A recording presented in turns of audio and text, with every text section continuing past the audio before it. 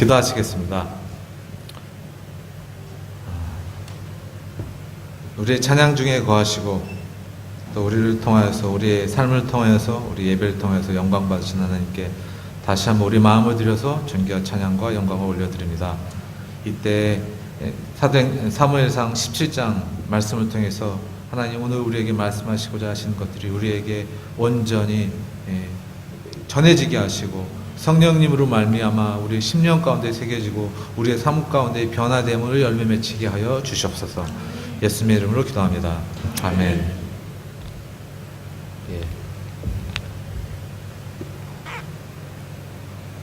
지난번에 해외 선교팀 분들이랑 만날 기회가 있었는데 몇 분들 이렇게 또 눈에 익은 얼굴들 뵐 수 있어서 감사하고 또 행복을 전하는 교회에 또 한 번 올 수 있어서 참 감사하고 영광스럽게 생각합니다. 사도행전 17장은 여러분들이 너무 잘 아시다시피 또 내일부터 수련회 아이들 수련회 있지 않습니까? 그러면 주일학교 하면 항상 생각나는 주제 몇 가지 중에 하나가 항상 그 다윗과 골리앗의 싸움이 아닐까 합니다. 다윗은 왜 전장에 나왔습니까? 골리앗과 싸우기 위해서. 맞죠. 처음에는 싸우러 온 것은 아니지만 하나님은 다윗이 골리앗과 싸우기 원하셨고, 그리고 골리앗과 싸우면 이길 수 있는 능력도 또한 특별하게 허락을 해 주셨습니다. 근데 다윗이 골리앗과 싸우려고 할 때에 아주 어처구니 없는 상황을 겪는 게 바로 이제 28절에서 29절, 30절에 나오는 겁니다. 큰 형이면 다윗하고 큰형 엘리압 사이에 6 형제가 있습니다.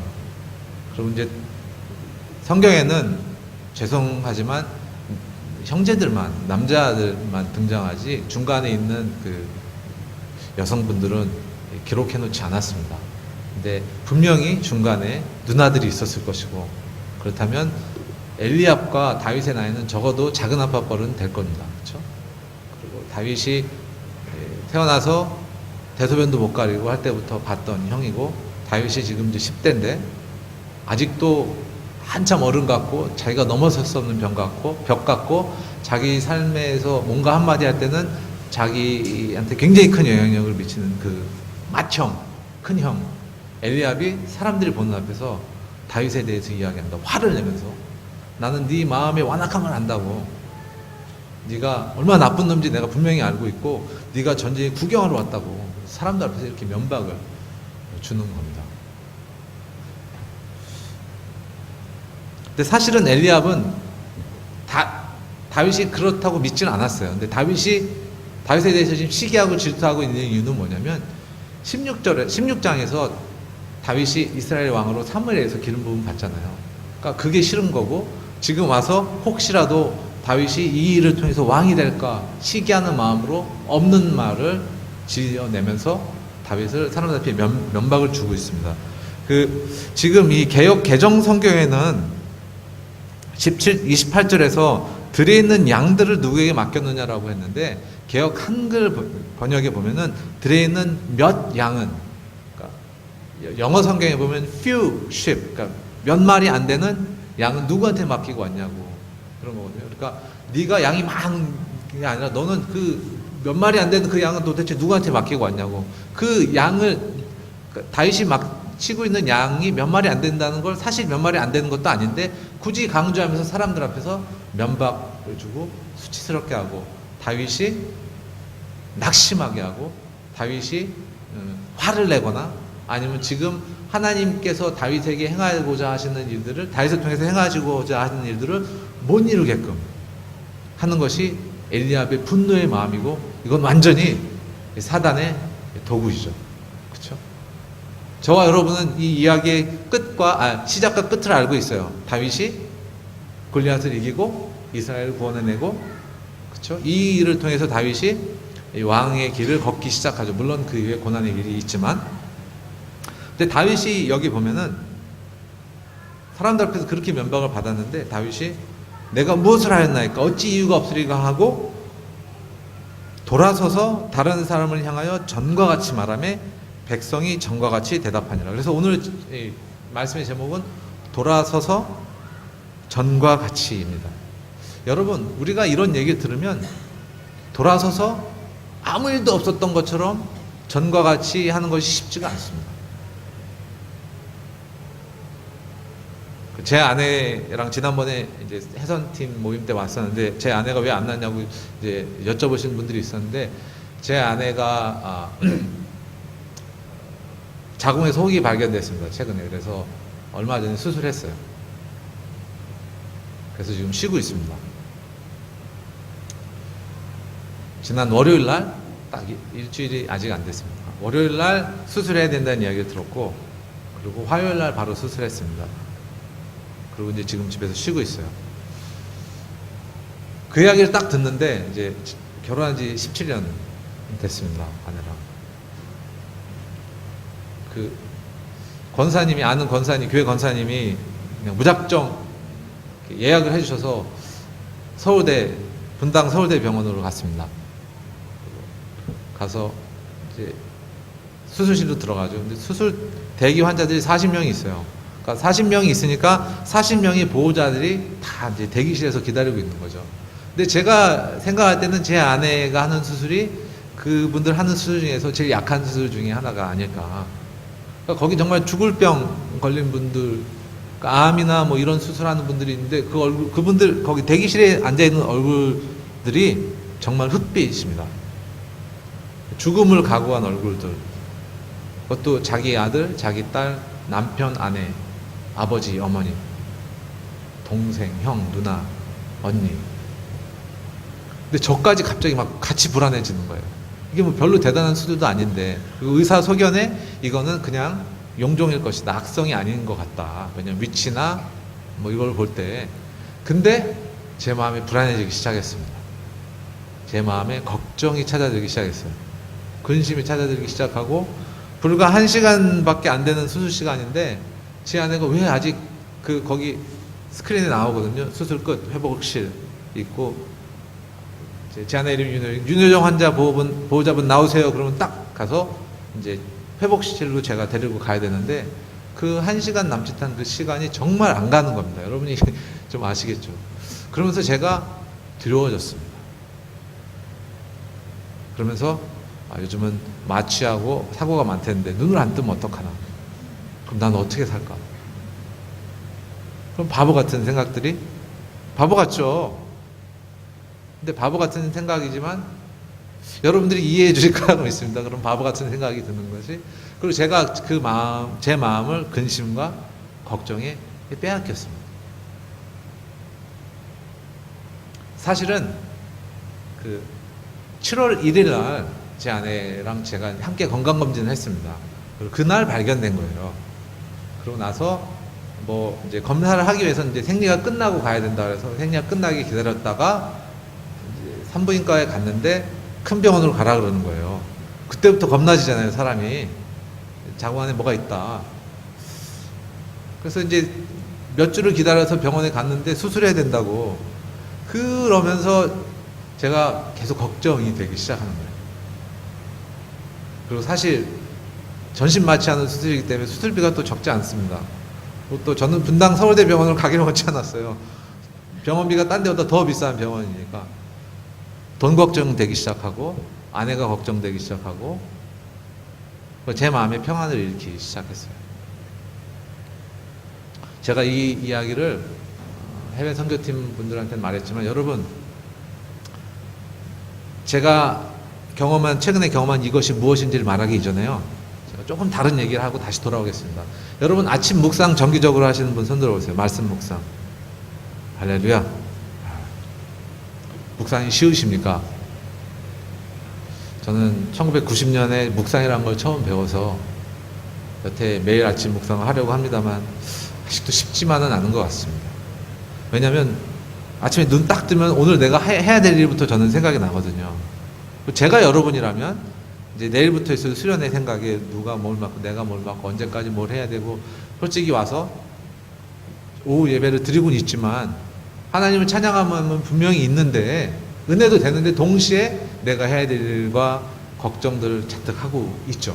제가 그랬습니다. 여러분은 안 그러실 수도 있어요.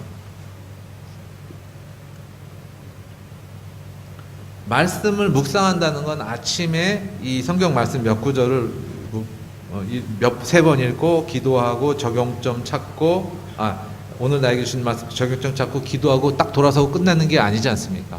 그 말씀을 하루 종일 마음에 품고 있는 것이 묵상이잖아요. 근데 우리가 해야 될 일이거나 우리 상황에 벌어지는 나쁜 일들은 하루 종일 이 마음에서 떠나질 않습니다. 제 아내가 생리가 끝날 때까지 기다리는 그 기간 동안, 그리고 병원에 가서 만나는 게 병원에 가서 수술을 해야 된다고 의사의 말을 듣고 수술 날짜를 잡고 수술하고 끝나고 나오는 동안, 그리고 또 내일 가서 검진을 해야 됩니다. 그리고 내일 가서 이게 조직 검사를 했거든요. 조직 검사를 했으니까 이게 악성 종양인지 암인지 아닌지 거기서 얘기해 줄 거란 말이에요. 내일 가서 만날 때까지는 사실은 저는 계속 걱정할 만한 상황인 거예요. 이 타이밍에서 제가 할렐루야 할 수 없습니다. 그렇죠? 맞지 않는. 그러나 저는 할렐루야 하겠습니다.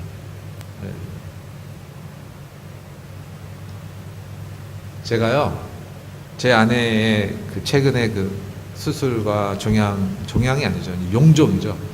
용종이라는 걸 겪으면서 제가 근심과 걱정과 돈 없다는 것을 계속해서 묵상했습니다. 묵상한다는 게 따로 특별한 것이 아니라 그걸 마음에 품고 있는 것이 묵상인 거죠. 말씀 묵상, 진리, 오늘 나에게 주신 말씀을 하루 종일 마음속에 품는 것은 사실 어렵습니다. 그러나 걱정되는 상황, 근심되는 상황은 그냥 노력하지 않아도 하루 종일 그것이 머리에서 떠나가질 않죠. 이제 자매님들, 여자분들, 남편이나 남자친구가 아니면 내가 좋아하는 사람이나 누군가가 살쪘네 라는 말을 하면은 그 말이 여러분 생각에서 떠나집니까? 안 떠나지죠.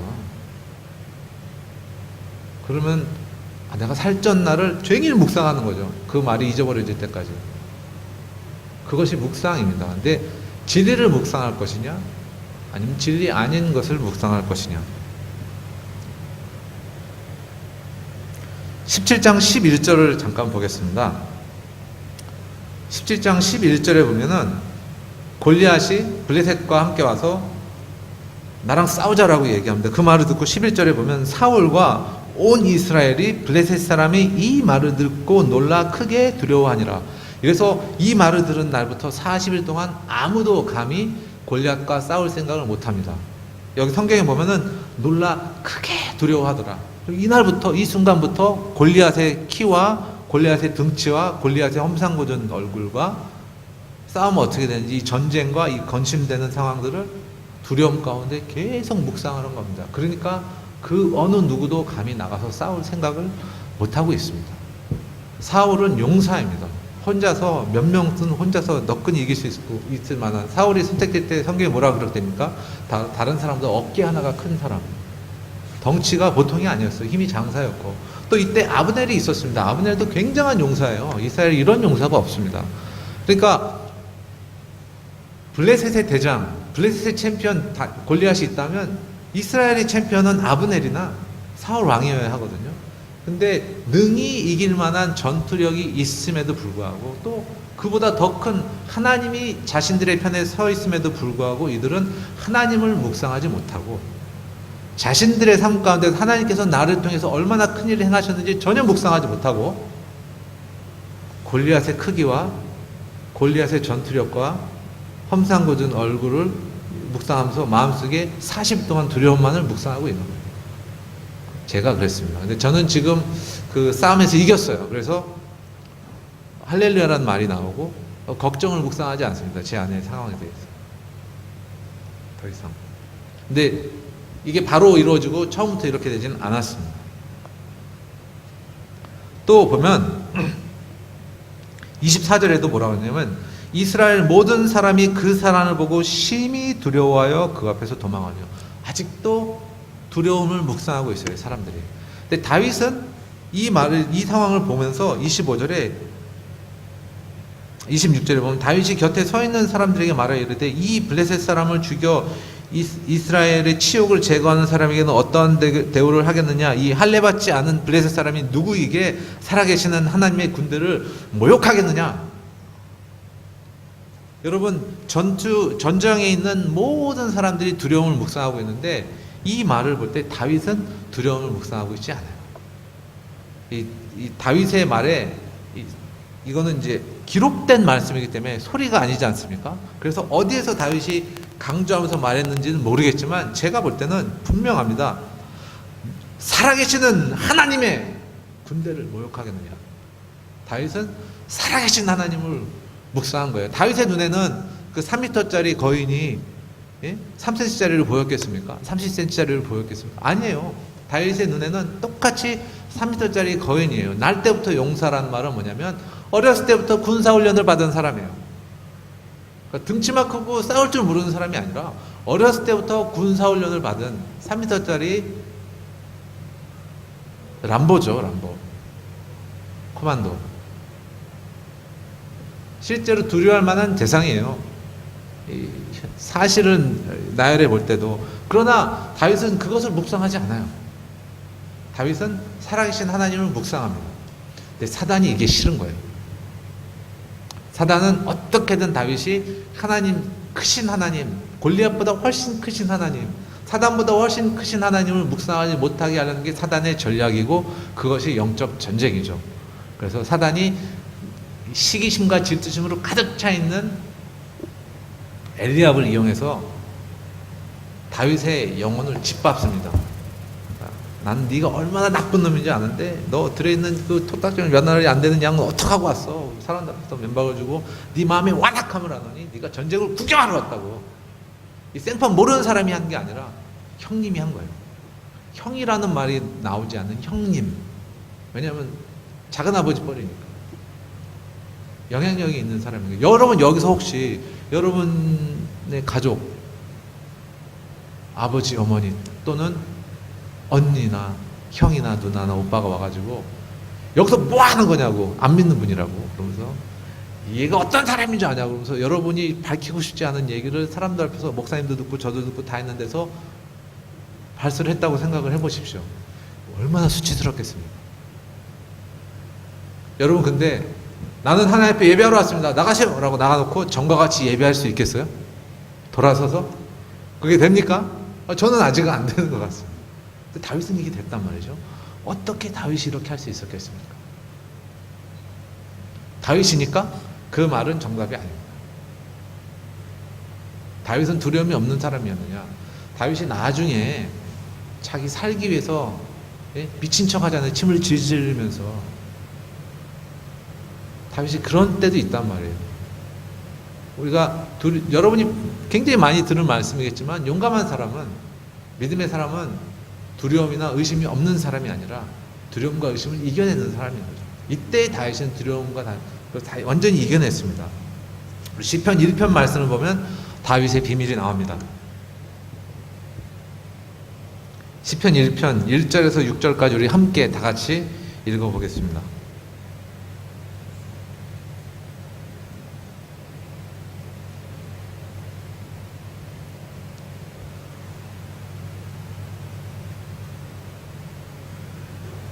찾으셨으면 함께 읽습니다.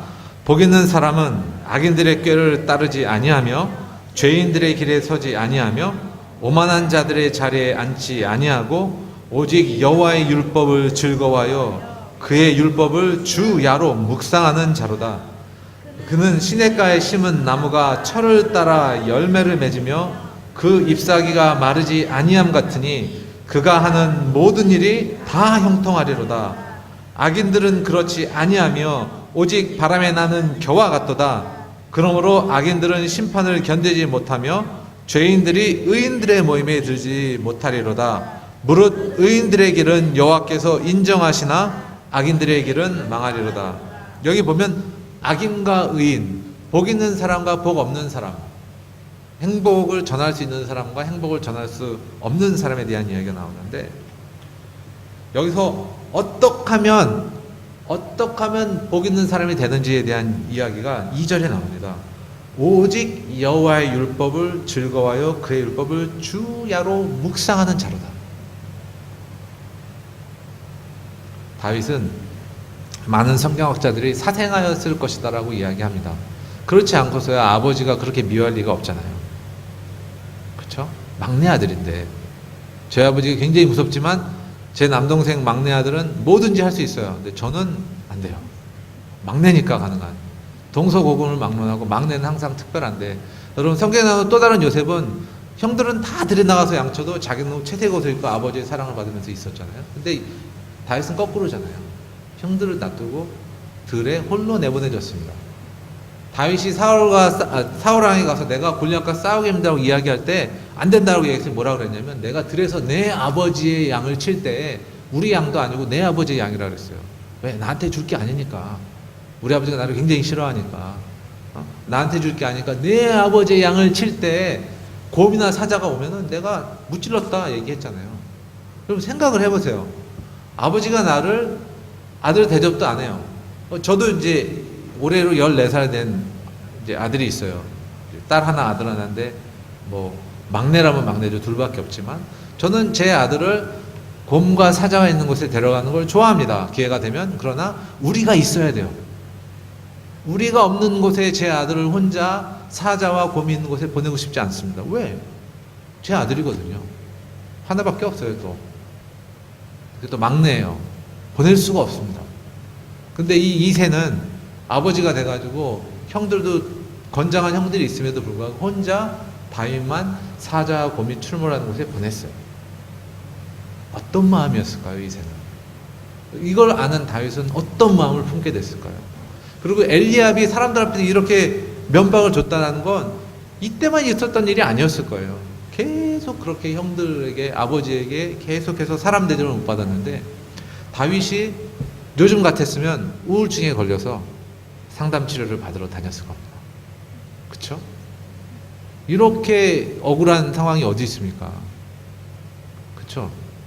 그리고 다윗이 자기가 처한 상황 가운데 빠졌으면 아버지가 나를 싫어해. 형들도 나를 싫어해.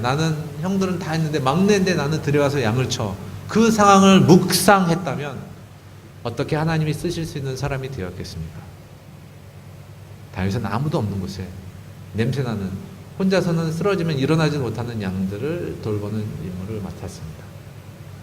여러분, 양들은 냄새가 굉장히 많이 납니다. 제가 중동 쪽에 있는 양들의 냄새를 친히 직접 맡아봤는데 상당히 지독합니다. 그 양들을 돌보면서 도대체 다윗의 처한 상황이 어떠한 것이 감사와 찬양과 할렐루야를 할 만한 것이었겠습니까? 사람 대접도 못 받고 아들 대접도 못 받는데 사무엘이 와서 하나님의 사람이 와서 네 아들들을 데려오라 그랬을 때 다윗을 안 데리고 왔잖아요. 아들 취급도 안 해준단 말이에요. 그러니까 동네 사람이 와가지고 아들들 좀 보자고 한 것도 아니고 하나님의 사람, 한 나라에 하나님의 말씀을 전하는 사무엘이 와서 아들들을 데려오라는데 안 데리고 왔어요. 이세가 얼마나 심각한 상황입니까? 얼마나 아들 대접을 안 하는지 분명하게 드러나 있거든요. 그리고 아이잖아요. 어른이 그런 대접을 받는 것도 아니고. 그러니 얼마나 삶의 어려움을 묵상하면서 삶을 비관하고 아버지와 하나님과 세상을 저주하고 요즘 같으면 딱 자살할 만한 거예요. 근데 어떻게 다윗은 그렇게 하지 않았을까요? 시편 1편 말씀에 나와 있는 거예요. 복 있는 사람은 주의 율법을 주야로 묵상한다고. 진리를 묵상하기 시작한 거예요. 자기가 처한 상황을 묵상하기를 거절하고. 여러분, 그 일이 쉬웠겠습니까? 계속 돌이켜야 되는 거예요. 계속 슬퍼지고 괴로워지고 마음이 아픈데 그 상황을 묵상하지 않고 하나님이 나를 어떻게 사랑하시고 하나님이 나를 하나님의 형상을 어떻게 지으셨는지를 묵상하기 시작한 거예요. 아무도 나를 이스라엘의 왕으로 대해주지 않는다고 할지라도 내가 하나님의 기름 부으심을 받았기 때문에 그걸 본 우리 형도 나를 사람들 앞에서 면박을 주고 하나님이 세우신 이스라엘의 왕으로 인정하지 않지만 하나님께서 나를 이스라엘의 왕으로 부르셨다면 아무도 인정하지 않아도 나는 이스라엘을 위해서 목숨을 걸고 싸운다라는 것을 마음속에 품고 있었던 것이에요. 그것이 하나님이 다윗을 선택할 수 있었던 마음의 중심을 보셨던 이유입니다. 여러분들은 지난 일주일 동안 무엇을 묵상하셨습니까? 제가 딱 찬양 시작할 때 저희 처남도 목사인데 문자가 왔습니다. 카톡이 왔어요. 오늘 안에 수원이나 부천에 방문해서 스마트폰을 사야지 얼마에 나온다. 왜 하필이면 그때 그걸 보냅니까? 예? 그래서 제가 찬양하면서 그걸 생각 안 하려고 그것만 자꾸 묵상이 되는 거예요. 주여 도와주셔서 저는 주님을 찬양하고 싶습니다. 지금 제가 또 설교도 해야 되는데 계속 그 생각이 머리를 떠나지 않는 거예요. 이 생각을 안 하려고 해도 처남이 가야 되나? 내가 가야 되나? 수원까지 어떻게 가지? 부천을 가야 되나? 수원을 가야 되나? 그 생각을 안 하려고 제가 계속 돌이키는 거예요. 마음을. 그래서 어느 순간에 제가 마음을 돌이켜서 제가 그걸 잊어버리고 하나님을 예배하고 있었습니다. 그러나 그런 건 쉬운 일이 아니에요. 여러분 이해되시죠? 여러분 선교사라고 그런 거 아무런 걱정 없이 할렐루야 하고 모든 걸 다 잊어버리고 주님만 예배하고 이렇지 않아요. 목사님도 그러지 않으실까. 그러면 아마 이제 여기 뭐 이제 후광이 비치는 수준이 되지 않을까. 그 정도 되면 성자 소리를 듣고 저는 그런 수준이 안 된다고. 싸워야 되고 마음속에서 씨름해야 되고 돌이켜야 돼요. 힘을 그리고 돌이켜야 되는 사람인 거예요. 저 여러분이 그러면서 다르지 않다고 생각합니다. 제가 예배 드리기 전에 또 전세금 대출을 받아야 될까 말아야 될까 그런 고민을 이제 상담 비슷하게 기도도 하고 여러 가지 한국에 와서 제 제자들을 만났는데 신앙 상담하고 대부분 다 자신이 처한 문제들에 대해서 저한테 계속 나눕니다. 여러분 사람들의 아픔과 문제들을 계속 듣다 보면은 몸이 아플 정도로 힘들어집니다. 근데 제가 그것을 묵상하지 않고 던져버리기를 항상 결정하지 않으면 제가 그 이야기를 다 들어줄 수가 없어요. 그래서 제가 항상 도전하는 것이 너는 무엇을 묵상하느냐입니다. 여러분 전세금 상황, 집으로 옮겨야 되고 여러분 직장, 회사, 수련회 여러분 무엇을 묵상하십니까 일주일 동안. 여러분 복 있는 자의 길에 걸으시려면 어쩔 때는 여러분이 하나님 앞에서 해야 될 일 수련회조차도 여러분 내려놓으시고 주님을 묵상하셔야죠. 할렐루야. 주님을 묵상하는 가운데 수련회를 섬기는 것이 하나님 앞에 받으실 만한 합당한 제사인 줄 믿습니다. 아멘. 근데 그러기가 쉽지는 않습니다. 또 같이 일하다 보면 마음 상한 일이 얼마나 많습니까? 제가 선교사들하고 연합하는 일을 하고 있어요 지금. 정말 말을 안 듣습니다. 다 모이기로 약속해놓고 안 오겠다는 거예요. 이런 이유도 있고 저런 이유도 있고 제가 나를 미워하는데 내가 어떻게 가냐. 선교사들이 안 그럴 것 같은데 선교사들도 그래요. 선교사들 안에서 관계 때문에 서운한 것 때문에 섭섭한 것 때문에 그걸 묵상하고 마음에 놓고 풀지를 않는 거예요. 제가 기도는 해도 그 사람이 마음을 풀리게 할 수는 없습니다. 하나님도 그렇게 하시진 않아요. 하나님 우리한테 자유의지를 주셨기 때문에 그건 여러분들이 돌이키시고 돌아서셔야 하는 거예요. 여러분들 삶 가운데 고난이 저는 없다고 믿지 않습니다. 행복을 전하는 교회에 있다고 행복한 일만 있다고 믿지 않습니다. 진정한 행복을 갖고 계시지만 이 세상에 사시면서 여러분을 근심하게 할 만한 일이 많이 있다고 생각합니다. 어쩌면 여러분 어처구니 없게도 엘리압과 같이 여러분 삶에서 가장 가까운 사람이 여러분을 낙심하게 하고 말도 안 되는 말로 여러분을 낙담하게 하려고 하는지도 모르겠습니다. 그리고 여러분이 잘못해서 들어야 될 마땅한 징계도 섭섭해하고 받지 않는지도 모르겠습니다. 제 아들이 어저께 밤에 저랑 약속을 깼어요. 그래서 제가 혼냈는데 그것 때문에 억울하다고. 억울할 일이 하나도 없어요. 저랑 약속했는데 자기가 약속을 어겼거든요. 그래서 그러면은 하루 동안 컴퓨터를 못하게 하는 벌을 줬어요. 제가 때린 것도 아니고 그러면 이제 약속된 벌이 있거든요. 약속된 상황에서 약속을 깨고 자기가 잘못해서 제가 징계를 줬는데 억울하다는 거예요. 그게 사람의 마음이죠. 어린아이는 어린아이답게 억울하다는 표현을 하지만 어른들이기 때문에 억울하다는 말은 할 수는 없지만 일단 화가 나고 짜증을 묵상하기 시작하는 거죠. 내가 빼앗긴 밥그릇에 대해서 묵상하기 시작합니다. 우리 마음에, 우리의 심령에, 우리의 생각 가운데 진리가 주의 율법이 들어오도록 하려면 계속해서 씨름을 해야 합니다. 이것이 영적인 전쟁이고 다윗은 그 연습을 어렸을 때부터 했어요. 정말 탁월한 하나님의 사람인 것 같아요. 그렇기 때문에 계속해서 돌아서는 그래서 진리를 묵상하는 삶을 살았기 때문에 골리앗을 보고도 엘리압 형이 자기를 그렇게 뭉개려고 하는 상황 가운데서도 돌이켜서 전과 같이 행하고 다윗이 뭐라 그러니까 너는 칼과 단창으로 내게 오거니와 나는 만군의 여호와 하나님 이름으로 너에게 간다. 지금 상황과 골리앗의 키나 골리앗이 들고 있는 창과 단창이나 갑옷이나 방패나 아무것도 묵상하지 않아요. 다윗이 묵상한 것은 만군의 여호와 하나님의 이름. 그분의 하나님을 묵상하고 있는 것이에요. 그런 다윗에게는요 3m가 아니라 30m짜리 거인도 아무것도 아닙니다. 여러분의 삶에서 만나시는 골리앗이 꼭 달갑지는 않으실 줄 압니다. 그러나 여러분, 그 골리앗을 이기는 이김은 그 골리앗을 만났을 때 결정되는 것이 아니라 여러분이 얼마나 진리를 묵상하시고 얼마나 사시고 참되신 만군의 여호와 하나님을 묵상하시는지에 따라서, 그래서 얼만큼 여러분의 걱정과 근심으로부터 돌이켜서 진리를 묵상하는 그 경건이 여러분 삶에 얼마나 있느냐에 따라서 골리앗이 똑같은 골리앗이고 똑같은 어려움의 골리앗인데 어떤 분에게는 너무 쉬운 싸움이 되고 어떤 분에게는 싸워보지도 못하고 도망가는 그런 역사가 있을 수 있는 겁니다. 여러분, 골리앗은 하나님이 주신 축복입니다. 때가 되면 주시거든요. 여러분이 골리앗을 이길 수 없을 때 하나님이 여러분이 감당 못할 골리앗, 감당 못할 시험을 주시지 않는다고 성경에 기록되어 있지 않습니까? 그렇다면 감당할 수 있을 때 주신다면 그것만큼 축복이 어디 있습니까? 골리앗이 없었다면 어떻게 다윗이 왕이 될 수 있었겠습니까? 승리도 없습니다. 골리앗을 이긴 승리를 여러분 삶 가운데 가지시기 원하십니까? 다 아멘 하실 거예요. 그러나 골리앗을 만나기 원하십니까? 그러면 아멘이 선뜻 안 나오죠. 이겨야 되니까. 이긴 골리앗은, 죽은 골리앗은 좋지만 살아있는 골리앗은 좀 곤란하지 않습니까? 하나님이 여러분에게 골리앗을 이끌어 오실 수 있도록 돌이키시고 진리를 묵상하셔야 합니다. 그것이 참된 진리의 묵상입니다. 이 말씀 자체, 말씀을 통해서 하나님께 나에게 주신 것을 계속 붙잡고 곱씹어서 마음속에 항상 머물게 하셔야 됩니다. 제가 선교사로 나아갈 때요, 제가 선교사로 헌신해서 나아갔지 않습니까? 근데 걱정이 되기 시작하는 거예요. 과연 하나님 나를 사용할 수 있을까?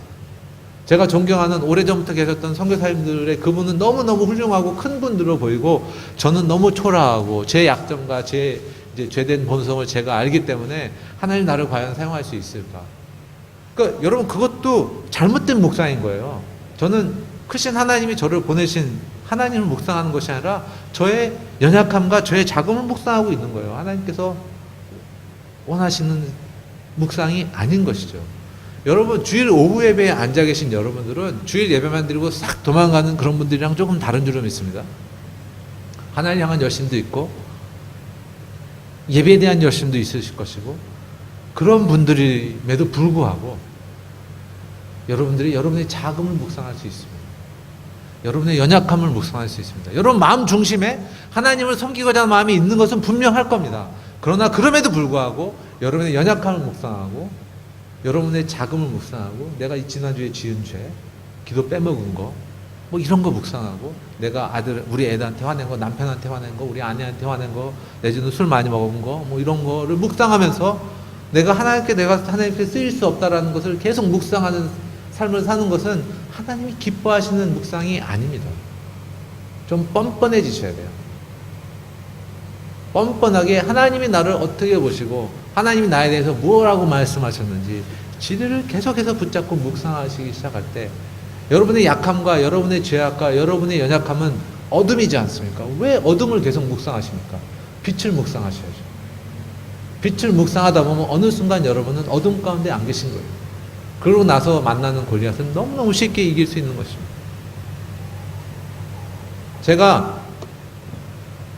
저는 제 마음의 중심에서 부끄러움이 없기 때문에 이런 말씀 드릴 수 있는데, 제가 선교사로서 세상적인 기준으로 하면 성공을 했어요. 나름. 그러나 그게 별로 중요하진 않아요. 근데 그렇게 할 수 있었던 이유가 있다면 제 마음 가운데 계속 돌이키는 싸움을 했습니다. 제 자금과 제 연약함을 묵상하고 싶을 때마다 저를 부르신 하나님과 저를 부르신 하나님의 크심을 묵상하면서 제가 뭔가 특별하게 잘해서 한 게 아니라 그냥 하나님이 다 하셨다는 고백을 할 수밖에 없는 것이에요. 그것이 열매 맺는, 제 삶에 있어서 하나님께서 영광 받으신 일이 있었다면, 영광 받으실 만한 열매를 하나님께서 제 삶 가운데 맺으셨다면 저는 그 비밀을 뭐라고 말하겠냐면, 제 마음 가운데 씨름하고 저 연약함이나 저의 죄를 묵상하지 아니하고 하나님께서 저를 어떻게 바라보고 계시고 하나님께서 저에게 무엇을 말씀하셨고 사시고 참되신 하나님, 만군의 여호와 하나님의 이름을 묵상하는 그 싸움을 제 삶에서 하기 시작할 때 제가 저는 완전히 돌이키는 그런 아직 수준이 못 됨에도 불구하고 하나님께서 그런 저라도 사용하셔서 크신 하나님의 영광을 드러내셨단 말입니다. 할렐루야. 여러분들이 하나님 앞에 크게 쓰임 받을 수 있다고 제 심령이 외치고 있습니다. 지금 여러분 삶 가운데 일어난 하나님의 영광보다 더 큰 영광을 받으실 수 있다고 제 심령이 외치고 있어요. 그건 어떻게 하면 되냐면 하나님께서 여러분에게 말씀하신 것을 묵상하시면 되는 것이에요. 부르심을 묵상하면 되는 것이고, 이제 여러분의 삶과 여러분의 어두운 면과 여러분의 죄됨과 연약함과 악함에 대해서 그만 묵상하시고 돌이켜서 하나님의 진리의 빛의 말씀을 묵상하시기 시작한다면 이전에 여러분이 하셨던 것보다 더 크고 놀라운 일을 행할 수 있을 줄은 믿습니다. 아멘. 기도하시겠습니다.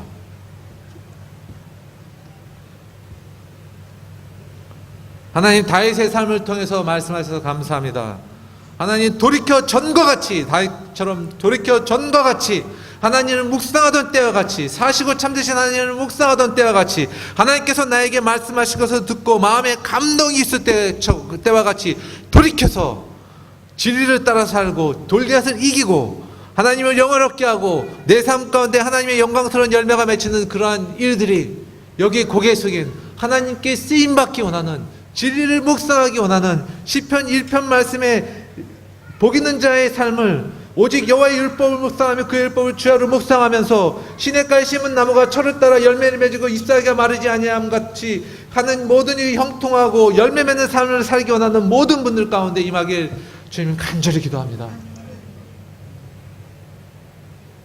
하나님, 씨름하는 법을 가르쳐 주시옵소서.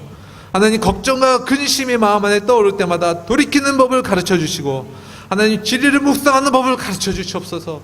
뻔뻔해지는 마귀 앞에 뻔뻔해지는 법을 가르쳐 주시옵시고, 죄악을 품을 때, 악한 마음을 품을 때 주님 앞에 속히 나가서 주님 예수 그리스도의 보혈 앞에 빨리 무릎 꿇고 돌이키고 빛 대신 우리의 모든 죄악을, 우리의 모든 연약함을 맑게 씻기시는 예수 그리스도의 보혈을 깊이 묵상할 수 있는 은혜를 주시옵소서. 하나님, 이렇게 사는 삶은 우리의 힘으로도 되지 아니하고 능으로도 되지 아니하고 오직 만군의 여호와의 신께서 우리를 도우실 때에 가능한 줄로 믿습니다. 다시 한번 우리 모두의 삶, 저를 포함한 행복을 전하는 교회의 모든 성도님들의 삶을, 그 인생을, 이분들의 묵상을 주의 율법을 주야로 즐거워하는 묵상이 되도록 주의 성령께, 만군의 여호와의 신께 위탁해 해드립니다.